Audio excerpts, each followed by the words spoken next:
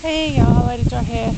I'm out here fixing to get a swim before it gets too cold to get in. The water's kind of cold, but it's hot out, so it's okay. So I'm gonna jump in real quick and get a quick dip. That's that little vacuum thing. It looks like a freaky underwater creature with its tail floating behind it. Anyway, I cleaned out the skimmer thing. The pool man came yesterday, so there wasn't that much in here. But Rachel, I forget your YouTube name, Rachel something or another. You know who you are. There's a wasp. See it? I don't know. No, I think it's a bumblebee. And then that's for me. That's a beetle. I don't know if it's showing the iridescence. It's like all shimmery and it's got iridescent colors. The sun is starting to set, so it's like casting a shadow, but I'm not going to fuck with that because I'll skip it with this because I'm allergic and they can still sting after they're dead, so I don't want to touch it. But this beetle here, this is going to be one of mine. I had found one that was like twice this size. It had a big horn on top of its head, but the pool guy, I had it laying out here to dry, and the pool guy threw it, and I'm like, don't touch my bugs.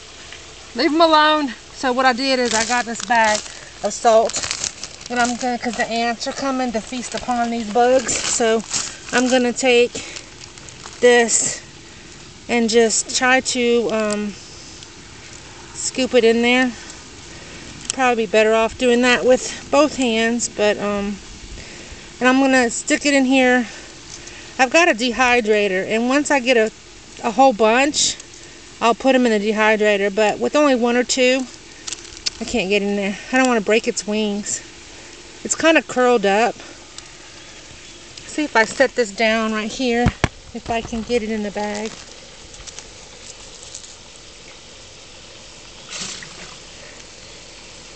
That hose is trying to pop up out of the water and squirt me on that vacuum machine. Look at it. It looks like some kind of demon from hell or something. Look at it. And it keeps coming up to me and trying to pop out of the water and squirt me. So I got the bee in there. So now I'll get the beetle. I guess I could just pick this one up. Put it in there. There you go. And then I covered them with the salt. And then you get all the air out. And then you just leave it sit like this for several weeks. I'm going to leave it right here next to my pool. So whenever I dump, just have to tell the pool cleaner guy to leave my shit alone. Whenever I dump the skimmer, every time I come out here, I dump the skimmer. There was a toad, a frog, off to the side over there too, dehydrated already, but it had blades of the straw, because we have all this, like when we cut our tall grass, it's like straw, like you feed cattle and stuff with. Hay, I guess is the word I'm looking for. And it had all this hay stuck to it and it wouldn't come off, so I just left it alone. Because I can get you all kind of frogs. Girl, I can get you from the teeniest tiny tree frog to the biggest bullfrog you'd ever seen in your life. Because I am in the swamps. I mean, I'm in Louisiana. So at night when I come out here, across the street from me, if you see all those trees across the way there, my neighbor across the street from me owns that pecan orchard. It's all pecan trees for miles. He's a really nice gentleman. My husband and I have met and talked to him. He's a really nice older black gentleman. And apparently he was telling us all the issues he had when he moved here. My husband and I haven't had any issues so far. We'll see if we do, but apparently he had some horror stories.